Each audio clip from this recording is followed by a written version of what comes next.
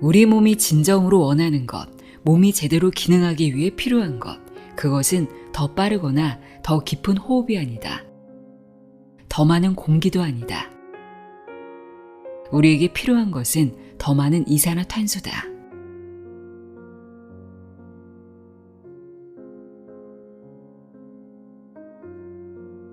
안녕하세요. 나의 소리 책갈피 소리내어 읽다입니다. 우리는 태어나서 지금까지, 지금 이 순간도 호흡을 하며 살아갑니다.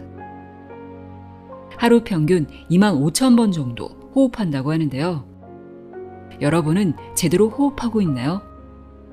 코로 호흡하고 있나요? 입으로 호흡하고 있나요? 아마도 대부분은 너무나 당연하게 자연적으로 호흡하고 있다 보니까 내가 어떻게 호흡하고 있는지 깊게 생각해 본 적이 거의 없을 겁니다. 오늘은 호흡의 중요성을 일깨워주는 책입니다. 제임스 네스터의 호흡의 기술입니다. 저널리스트인 저자는 이 책을 쓰기 위해 무려 10년이라는 시간 동안 호흡의 비밀을 파헤쳤다고 합니다.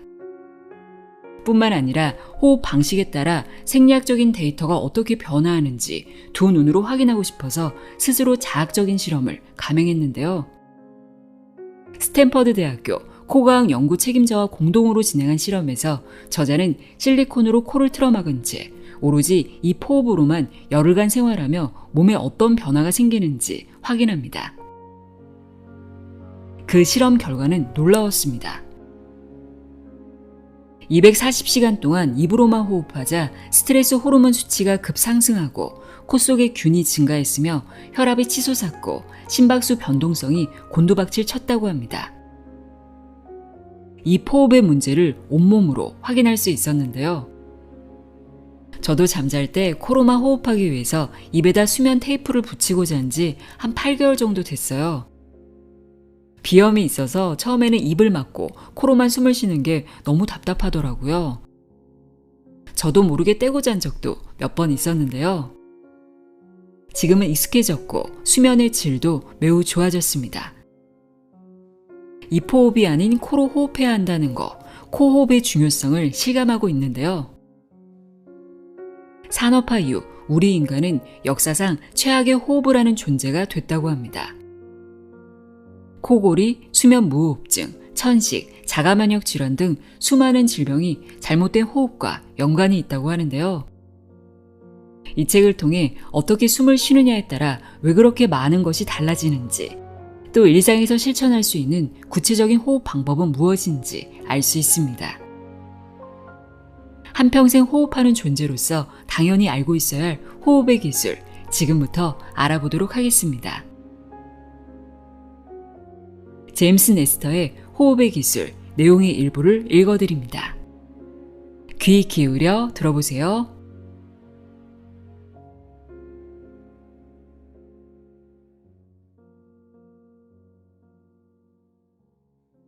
프롤로그.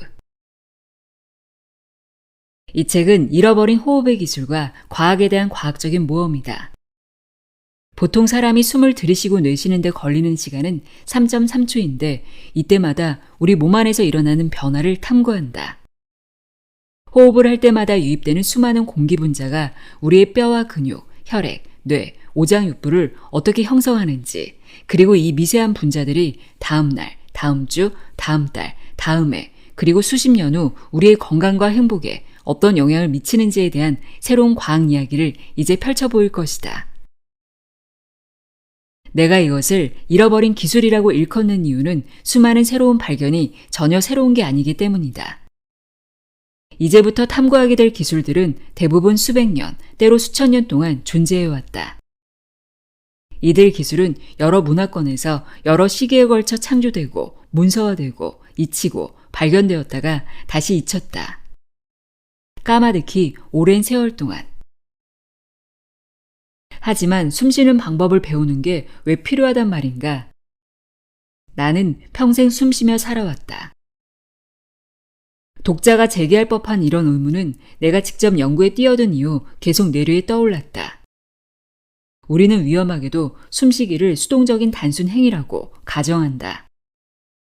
숨을 쉬면 살아있는 것이고 숨이 멈추면 죽은 것이라는 식이다. 그러나 호흡은 그런 이진법이 아니다. 이 주제에 직접 뛰어들어 몰입하면 할수록 나는 그런 기본 진리를 성각자들과 공유하기 위해 개인적으로 더욱 많은 시간을 바치게 되었다. 이 책에서 내가 나름의 깨달음을 제대로 전달했다면 지금부터 독자는 새로 호흡을 할 때마다 호흡에 대한 이해가 깊어지고 호흡을 가장 잘하는 방법에 대한 이해도 깊어질 것이다. 호흡을 1분에 20회 하든 10회 하든 입으로 하든 코로 하든 기관 절개술 계급으로 하든 호흡관으로 하든 다 마찬가지라고 알고들 있지만 전혀 그렇지 않다. 우리가 어떻게 호흡을 하는가는 정말 중요한 문제다. 평균 수명을 70세로 계산할 경우 평균의 법칙에 따르면 사람은 일생 동안 6억 7천만 번의 호흡을 한다. 독자 가운데 아직 절반의 호흡도 못다한 이들이 있겠지만 어쩌면 6억 6,900만 번째 숨을 삼키고 있는 이도 있을 것이다. 그럴 때라도 몇백만 번의 기회 정도는 더 붙잡고 싶지 않을까? 입호흡. 에길 하볼드는 1970년대와 1980년대에 끔찍한 실험을 했다. 동물 권익보호단체나 동물을 실제로 보살펴본 경험이 있는 사람이라면 용납할 수 없는 실험이었다.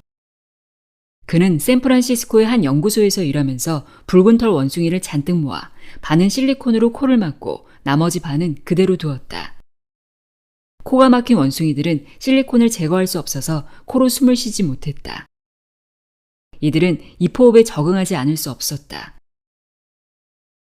그 후 6개월 동안 하볼드는 동물의 이틀활, 턱의 각도, 얼굴 길이 등을 측정했다. 코마개를 한 원숭이들은 달라진 현상이 일치했다. 한결같이 아래쪽으로의 안면 성장 패턴을 보였고 이틀알이 위축되고 이빨이 들쭉날쭉해지고 평소에 입이 벌어진 상태가 되었다.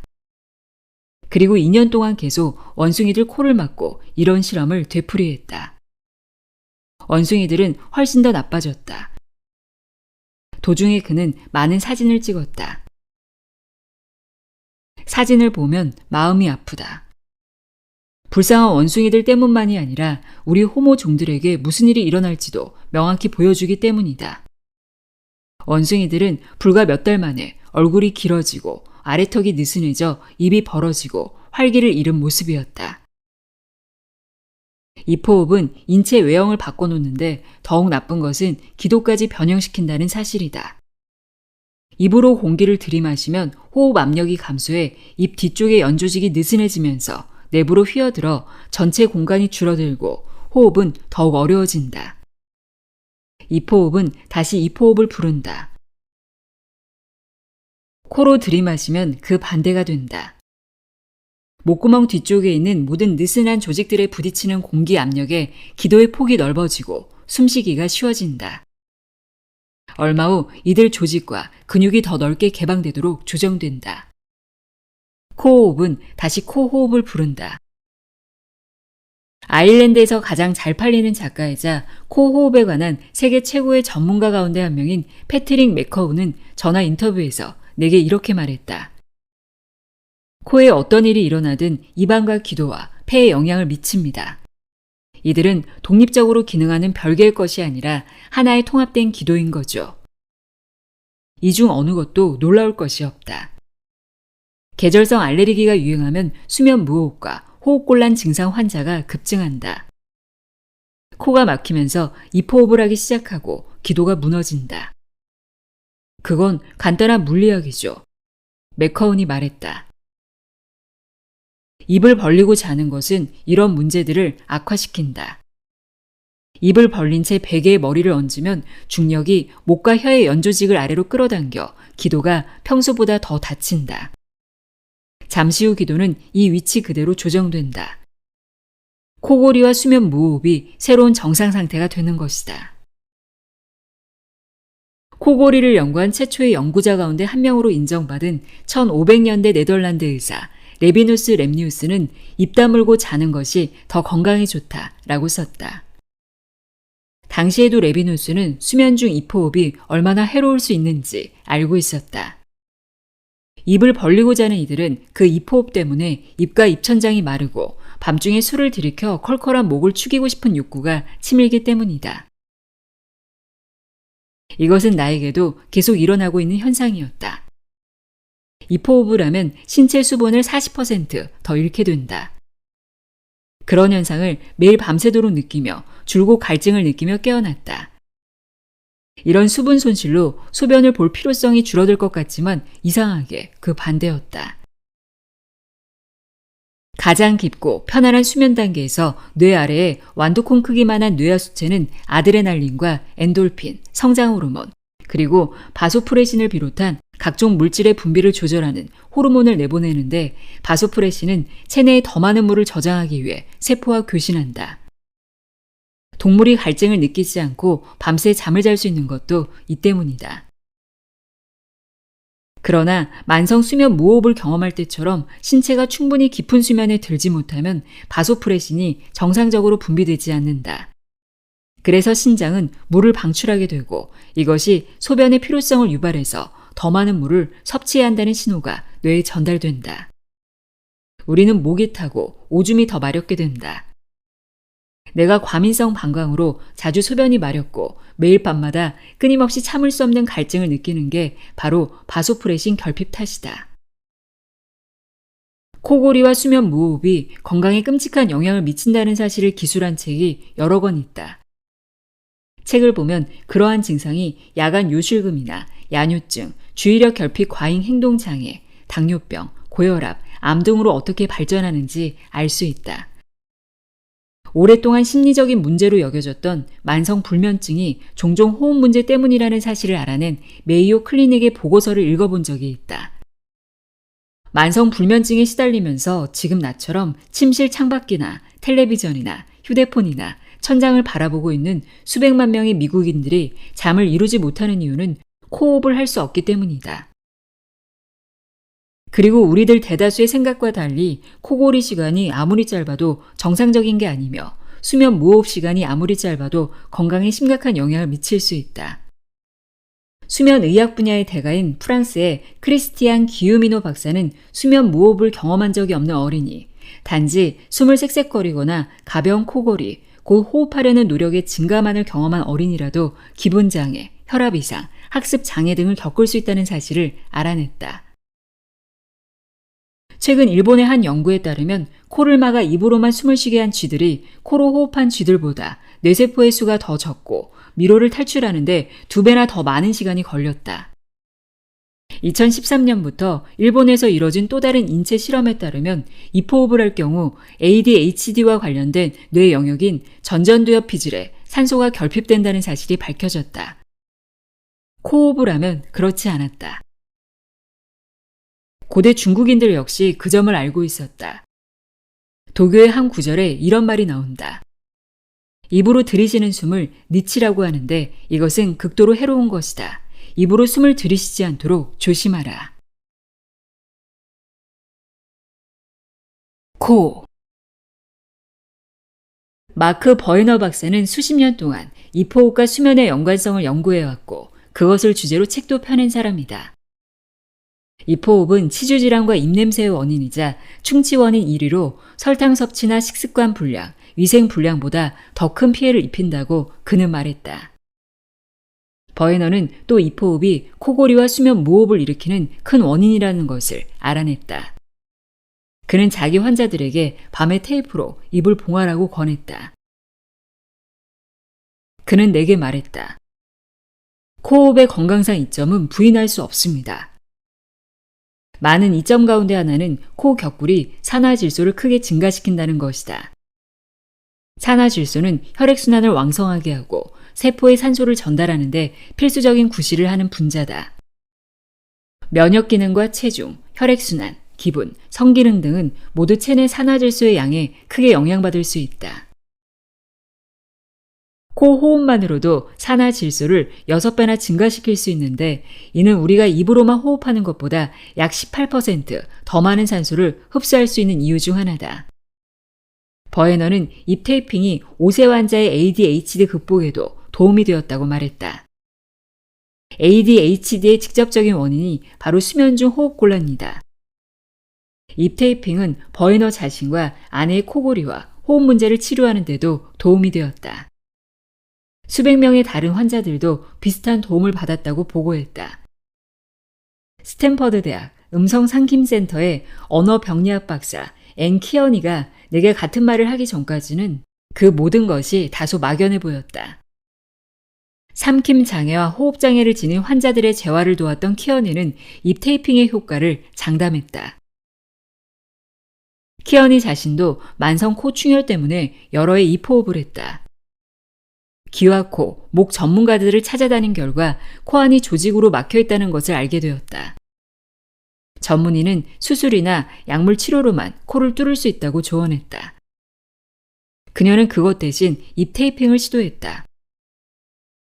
첫날 밤 5분을 버티다가 뜯어내 버렸어요.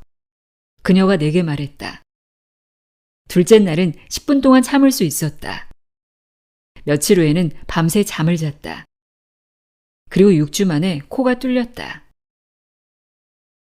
몸의 다른 부분들과 마찬가지로 코안도 공기든 뭐든 받아들이는 것에 반응한다. 규칙적으로 사용하지 않는 코는 위축된다. 키어니와 그녀의 많은 환자들, 그리고 많은 일반인들에게 일어난 일이 그것이다. 그러면 코골이와 수면 무호흡이 뒤따르는 경우가 많다.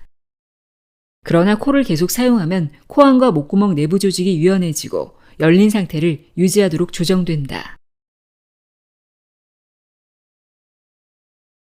날숨.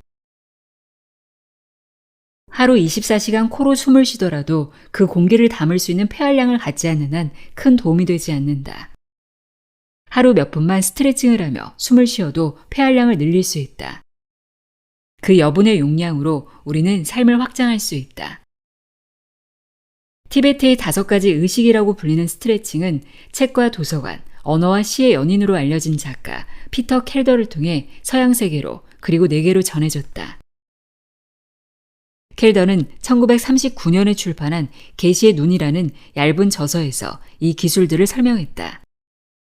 그것을 굳이 읽으려고 한 사람은 거의 없었고 믿는 사람은 더욱 적었다. 켈더의 이야기는 꾸며낸 것일 수도 있고 거짓은 아니더라도 심하게 과장된 것일 수도 있다.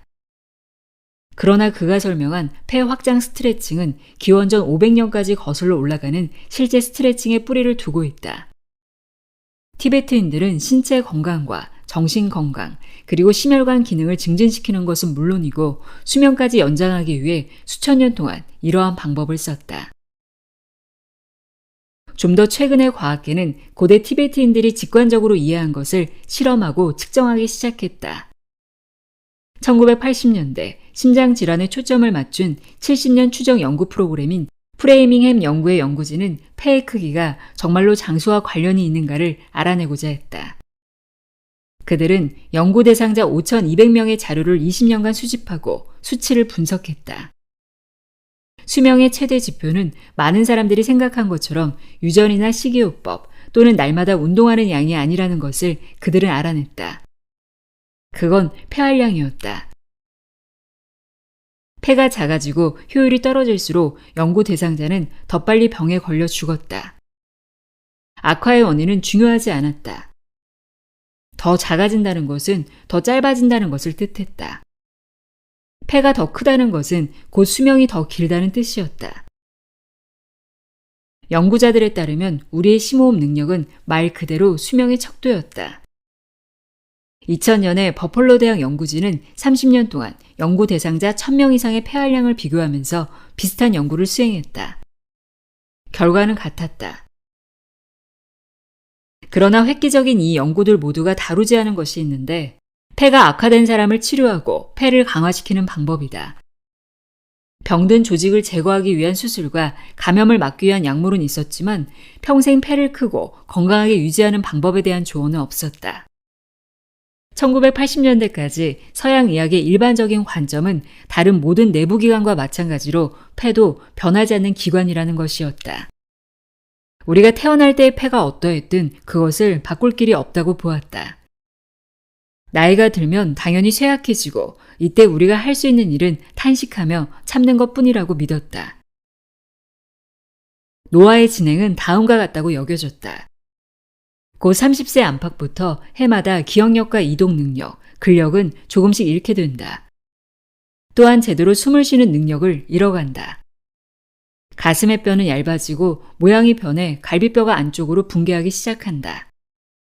폐를 둘러싸고 있는 근섬유가 약해져서 공기가 폐로 잘 들락거리지 못하게 된다. 이 모든 것이 폐활량을 감소시킨다. 폐 자체는 30세에서 50세까지 약 12% 용량이 감소한다. 나이 들수록 더 빠르게 감소하고 여성이 남성보다 훨씬 더 나빠진다. 80세까지 생존하면 20대 때보다 공기를 30%덜 들이쉬게 된다. 그러니 더 빨리, 더 세게 숨을 쉴 수밖에 없다. 이러한 호흡 습관은 고혈압과 면역장애, 불안장애 같은 만성질환으로 이어진다. 그러나 티베트인들이 오래전부터 알고 있던 것, 그리고 이제 서양의학이 알아가고 있는 사실은 노화가 반드시 쇠퇴로 가는 일반 통행로는 아니라는 것이다. 내부 장기는 유연성이 있어서 거의 언제든 우리가 변화시킬 수 있다. 프리다이버들은 누구보다도 이 사실을 잘 알고 있다.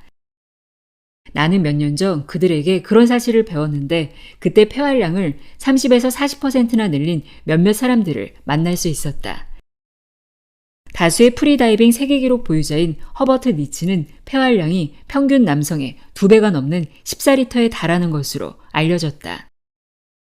니츠와 다른 프리다이버들 모두가 처음부터 그런 것은 아니었다. 그들은 의지력으로 폐를 더 크게 만들었다. 그들은 폐를 극적으로 변화시킬 수 있는 호흡법을 익혔다. 다행히 우리는 굳이 수십 미터 아래로 잠수할 필요가 없다. 폐를 키우고 신축성을 유지하는 연습만 규칙적으로 하면 폐활량을 증가시키거나 유지할 수 있다. 적당히 걷거나 자전거를 타는 것만으로도 폐 크기를 최대 15%까지 늘릴 수 있는 것으로 입증되었다. 느리게. 의사들 중 많은 사람들이 발견한 바 다수의 만성적인 건강 문제를 예방하고 운동 능력을 향상시키며 수명을 늘리는 최선의 길은 호흡 방법에 주목하는 것인데 특히 우리 몸속 산소와 이산화탄소 농도의 균형을 맞춰야 한다. 그러기 위해서는 느리게 숨쉬는 방법을 배울 필요가 있다. 더 적은 양의 공기를 들이쉬어 혈류 내 이산화탄소가 많아지는데도 어떻게 인체 조직과 기관의 산소는 증가할 수 있는 것일까? 줄임으로써 어떻게 더 많은 것을 얻을 수 있는 것일까? 이러한 역설을 이해하려면 코와 입 이상의 신체 부위를 고려할 필요가 있다. 그 신체 구조들은 결국 긴 호흡의 여정을 위한 입구일 뿐이다. 우리가 매일 취하는 25,000번의 들숨과 날숨의 목적은 우리의 내부 더 깊숙한 곳에 있다. 그리고 이 숨을 더 멀리 따라갈수록 그 여정은 더욱 놀랍고 오묘해진다. 몸이라는 것은 너나 없이 본질적으로 관의 집합체다. 목구멍이나 코 격골처럼 넓은 관도 있고 모세혈관처럼 매우 가는 관도 있다. 폐 조직을 이루는 관은 매우 작고 많다. 모든 관을 한 줄로 늘어놓으면 그 길이가 2,400km가 넘는다. 숨을 쉴 때마다 우선 공기가 목구멍을 따라 내려가는데 기관 갈림이라 불리는 교차로를 지나 오른쪽과 왼쪽 폐로 갈라진다. 숨이 계속 나아가면 새 기관지로 들어가 5억 개에 달하는 구근 모양의 허파가리에 이른다. 다음에 일어나는 일은 복잡하고 혼란스럽다. 비유법으로 말하는 게 알기 쉬울 것이다. 강에서 유람선을 타려 한다고 치자. 배에 접근할 때는 선착장 대기실에서 머문다. 개찰구를 지나 배에 올라타서 출발한다. 이것은 허파가리에 도달한 산소가 취하는 경로와 비슷하다. 선착장이라고 할 수 있는 이 작은 허파가리는 적혈구로 채워진 혈장의 강으로 둘러싸여 있다. 적혈구가 지나갈 때 산소 분자는 허파가리의 막을 미끄러지듯 통과해 적혈구 안에 자리 잡는다. 이 적혈구 세포 유람선은 객실로 가득하다. 적혈구 세포에서 이 객실은 헤모글로빈이라 불리는 단백질이다. 산소는 헤모글로빈 안에 자리 잡는다. 그리고 적혈구는 상류로 여정을 떠나 몸속 깊이 들어간다. 혈액이 조직과 근육을 통과할 때 산소는 하선을 해서 배고픈 세포에 연료를 공급한다. 산소가 하선하면서 다른 승객들, 곧 신진대사의 폐기물인 이산화탄소가 승선하고 요람선은 폐로 돌아가는 여정에 오른다. 이러한 산소와 이산화탄소의 교환은 혈액의 색깔을 변화시킨다. 더 많은 이산화탄소를 운반하는 정맥의 혈구는 암적색을 띠고 산소로 채워진 동맥혈은 선홍색을 띠는데 이렇게 색깔이 구분되는 게 바로 이 기체들 때문이다. 결국 유람선은 온몸을 맴돌고 부두를 향해 폐로 돌아간다. 그리고 거기서 이산화탄소는 허파과리를 통해 몸을 빠져나와 목구멍으로 올라가서 날숨에 실려 코나 입으로 나오게 된다. 그리고 다음 들숨에 실린 많은 산소가 다시 승선하고 이 과정이 되풀이된다. 이런 방법으로 산소가 전달되어 몸속의 모든 건강한 세포는 산소를 연료로 쓴다. 유람선의 전체 운항 시간은 1분 정도인데 이 숫자는 충격적이다. 우리 몸의 25족의 적혈구 안에는 각각 산소 분자 4개를 담을 수 있는 헤모글로빈이 2억 7천만 개가 있다. 그러니 각각의 적혈구 유람선에는 줄잡아 10억 개의 산소 분자 승객이 탑승하고 내리는 것이다. 이러한 호흡 과정과 기체 교환 시 이산화탄소의 역할에 대해서는 논란의 여지가 없다. 이는 기본적인 생화학이다. 별로 인정받지 못하는 것은 이산화탄소가 체중 감량에 미치는 역할이다. 우리가 내쉬는 모든 이산화탄소에는 무게가 있으며 날숨이 들숨보다 더 무겁다. 체중이 줄어드는 것은 땀을 뻘뻘 흘리는 것, 곧 지방 따위의 연소를 통해서가 아니다. 우리는 날숨을 통해 체중이 줄어든다. 우리 몸에서 소모된 지방의 85%는 폐를 통해 배출된다. 그것의 대부분은 약간의 수증기가 섞인 이산화탄소이다. 나머지는 땀이나 소변으로 배출된다. 대부분의 의사와 영양사, 기타 의료 전문가들은 이를 제대로 이해하지 못했다. 폐야말로 몸무게를 조절하는 기관이다. 우리 몸이 진정으로 원하는 것, 몸이 제대로 기능하기 위해 필요한 것, 그것은 더 빠르거나 더 깊은 호흡이 아니다. 우리에게 필요한 것은 더 많은 이산화탄소다. 정상 속도로 호흡할 때 우리 폐는 사용 가능한 공기 중 산소의 약 4분의 1만 흡수한다는 사실이 밝혀졌다. 산소의 대부분은 다시 배출된다. 호흡을 더 길게 하면 우리의 폐는 더 적은 호흡으로 더 많은 산소를 흡수한다. 1990년에 실내 자전거 실험을 한 트레이너 존 두이아들은 이렇게 말했다. 훈련과 인내로 분당 47회 호흡 대신 14회 호흡만으로 같은 운동량을 소화할 수 있다면 그렇게 하지 않을 이유가 없다. 호흡수가 안정된 상태로 날마다 더 빨리 달리는 자신을 확인하면 피트니스라는 단어의 진정한 의미를 느끼기 시작할 것이다. 그 후 나는 호흡이 노젓기와 같다는 것을 깨달았다. 아주 빠르고 짧게 노를 저어도 가고자 하는 곳으로 가기는 하겠지만 그것은 더 적은 횟수로 더 길게 노를 젓는 것의 효율과 속도를 따라잡을 수 없다. 더 느린 코호흡을 한 지 이틀째 되는 날 나는 2포흡 때보다 200m 이상 더 멀리 달렸다. 다음번에는 600m 가까이 더 멀리 달렸는데 이것은 2포흡 때보다 5% 더 달린 것이다. 실내 자전거를 5번째 탈 때는 12km 이상을 달렸는데 이것은 지난주보다 1.6km는 더 달린 것이다. 같은 양의 에너지를 사용하면서도 말이다. 이것은 상당히 뜻깊은 성과였다. 아직 두이아드의 사이클 선수들이 보고한 수준까지 이르지는 못했지만 그래도 점점 근접해 가고 있었다. 실내 자전거를 타면서 나는 어려운 호흡을 시도했다. 분당 20회라는 평소의 운동 호흡수를 6회로 떨어뜨리려고 더욱 느리게 호흡하려고 애를 썼다. 나는 즉시 질식과 밀폐 공포를 느꼈다. 1분쯤 지난 후 맥박산소 측정기를 굽어보며 내가 얼마나 많은 산소를 잃어가고 있는지, 내 몸이 얼마나 산소에 굶주렸는지 살펴보았다. 그러나 혈중산소는 줄어들지 않았다. 아주 느린 호흡을 했는데도 나는 다른 사람들이 예상하는 것과 전혀 다른 결과가 나왔다. 내 산소 농도는 오히려 상승했다. 느린 호흡에 관한 결정적인 한마디. 느린 호흡은 곧 기도다. 불교에서 가장 유명한 만트라인 옴만2반 매음을 승려들이 염송할 때 전통적으로 염송 시간은 6초가 걸리고 다시 시작하기 전에 6초 동안 숨을 들이쉰다. 자인화교 등에서 우주의 성스러운 소리를 뜻하는 옴의 전통 염송은 발성하는데 6초가 걸리고 들이쉬면서 약 6초를 쉰다.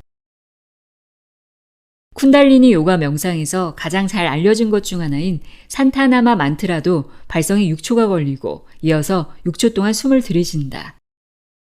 그리고 고대 힌두교에는 무드라라고 하는 손과 혀로 하는 자세가 있다.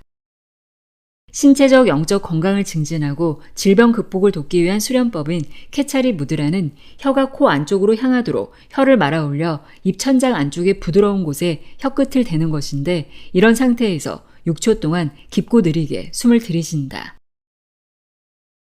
일본인과 아프리카인, 하와이인, 아메리카 원주민, 불교도, 도교도, 기독교 등의 모든 문화와 종교는 묘하게도 모두가 동일한 호흡 패턴의 동일한 기도 방법을 발전시켜왔다.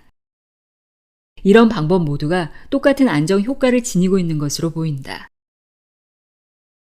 2001년 이탈리아 파비아 대학의 연구진은 20여 명의 연구 대상자를 모아 혈액 흐름과 심박수, 신경계 피드백을 측정하기 위해 센서를 부착한 후 불교 만트라만이 아니라 라틴어 버전의 아베 마리아 묵주 기도문을 암송하게 했다.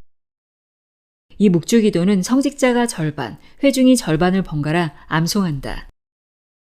연구 대상자들이 1회 암송하는 데 들인 평균 호흡수가 분당 5.5회였는데 이것은 힌두교인과 도교인, 아메리카 원주민의 기도 속도보다 살짝 빠르지만 거의 정확히 일치했다. 이를 알고 모두가 깜짝 놀랐다. 그러나 더욱 놀라운 것은 이런 호흡이 연구 대상자들에게 어떤 영향을 끼쳤는가 하는 점이었다. 그들이 느린 호흡 패턴을 따를 때마다 뇌로 가는 혈류가 증가해 체내 각 계통이 결맞음 상태에 들어갔는데 이때 심장과 혈액순환, 신경계의 기능이 최고 효율로 조정된다. 연구 대상자들이 자발적인 호흡이나 대화로 되돌아가는 순간 그들의 심장은 조금 더 불규칙하게 박동하고 체내 계통의 결맞음이 서서히 무너졌다. 그러나 몇 번 더 느리고 이완된 호흡을 하면 다시 회복되었다. 파비아 실험 10년 후 뉴욕의 유명한 교수 겸 의사인 퍼트리샤 거바그와 리처드 브라운은 불안과 우울증이 있는 환자들에게 기도 없이 동일한 호흡 패턴으로 숨을 쉬게 했다. 이 환자들 중 몇몇은 느리게 호흡하는 것이 어려워서 더 쉽게 바꾸어 각각 3초 동안 들숨과 날숨을 쉬도록 했다. 그리고 좀 더 익숙해지면 더 길게 숨을 들이쉬고 내쉬도록 했다.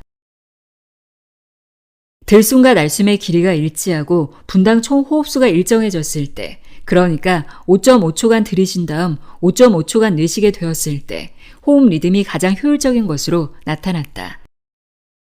이것은 거의 정확히 분당 5.5의 호흡을 한 묵주기도 패턴과 동일했다. 하루에 5분에서 10분만 연습해도 효과가 지대했다. 브라운은 이렇게 말했다. 나는 규칙적인 호흡법 수련을 통해 환자들이 탈바꿈하는 것을 목격했다. 브라운과 거바그는 느린 이 호흡법을 이용해 파괴된 잔해의 파편으로 인해 고통받는 간유리 폐 증상 때문에 만성 기침에 시달리는 몇몇 9.12 생존자들의 폐를 정상으로 회복시켰다. 이 병에 대한 알려진 치료법은 없었는데 환자들은 하루 몇 회씩 느린 호흡을 연습하는 것만으로 불과 2달 만에 유의미한 차도를 보였다. 거바그와 브라운은 책을 펴내는 한편 느린 호흡의 회복력에 관한 과학적 기고문을 여러 편 발표했는데 이 호흡법은 공명호흡 또는 결맞음 호흡으로 알려지게 된다. 이 호흡법은 실제적인 노력이나 시간, 명상 따위를 필요로 하지 않았다. 그리고 언제 어디서든 할 수 있었다. 거바그는 이렇게 썼다. 이것은 전적으로 은밀한 행위다. 그런 호흡을 하고 있어도 아무도 알아차리지 못한다. 여러 가지 면에서 이 공명호흡을 하면 명상을 원치 않는 사람들이라도 명상하는 것과 동일한 혜택을 누렸다. 소파에서 내려오기 싫어하는 사람들을 위한 요가랄까? 종교적이지 않은 사람들도 이 호흡법으로 기도의 힐링 효과를 맛볼 수 있었다. 우리가 분당 5, 6회 숨을 쉬든 0.5초 간격으로 숨을 쉬든 그게 무슨 대수냐고? 분당 호흡수가 5.5회 정도 되면 정말 현격한 차이를 보인다. 파비아 실험 연구진은 이렇게 썼다. 우리는 묵주기도가 부분적으로 진화했을 수도 있다고 믿는다. 묵주기도가 내재적인 심혈관계 리듬과 동기화됨으로써 행복감을 느꼈고 이에 따라 아마도 종교적 메시지에 대한 감흥도 높아졌기 때문일 것이다.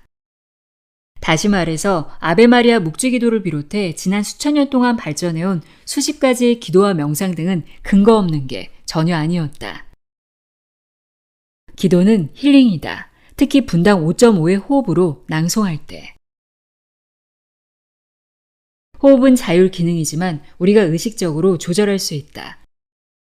심장이나 소화 기능의 속도를 언제 올리고 언제 늦출지, 또한 한 기관에서 다른 기관으로 혈류를 언제 바꿀지, 그 시점을 우리가 결정할 수는 없지만 언제 어떻게 호흡할지는 선택할 수 있다.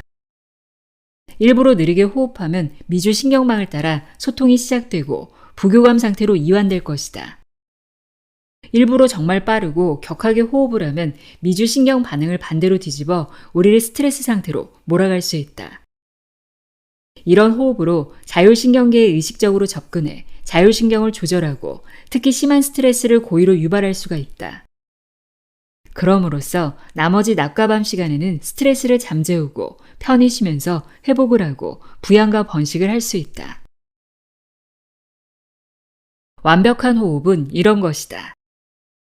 약 5.5초 동안 숨을 들이쉬고 5.5초 동안 내쉰다. 1분 동안 5.5회 호흡을 하며 모두 약 5.5리터의 공기를 호흡한다. 완벽한 이 호흡을 몇 분만 해도 좋고 몇 시간 동안 해도 좋다. 인체 효율을 최고로 높이는 호흡은 아무리 오래 해도 지나칠 일이 없다. 코로 느리고 더 적게 숨쉬기와 최대한 내쉬기는 우리도 모르는 사이에 여느 사업 못지않게 큰 사업이 될 것이다. 그러나 가장 단순한 접근법이 어느 것 못지않게 훌륭하다는 것을 잊지 말자. 호흡법은 배터리와 와이파이도 헤드기어도 스마트폰도 필요로 하지 않는다. 비용이 들지 않고 별도의 시간과 노력도 거의 필요 없다. 언제 어디서든 원하기만 하면 할 수 있다. 이 호흡법은 먼 우리 조상들이 25억 년 전 슬러지 속에서 기어나온 이후 줄곧 실천해왔고 우리 호모종이 수십만 년 동안 코와 입술과 폐만으로 완성해온 기술이다. 나는 늘 이 호흡법을 스트레칭 하듯 한다. 오래 앉아있거나 스트레스를 받은 후 정상으로 돌아오기 위해서 말이다.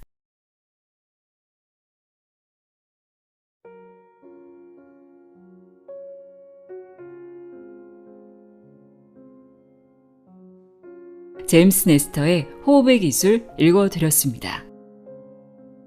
우리가 잊고 살아가는 숨쉬기의 잠재력을 일깨워주는 책이었습니다.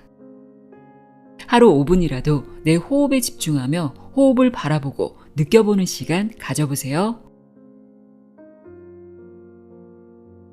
오늘도 함께 해주셔서 고맙습니다.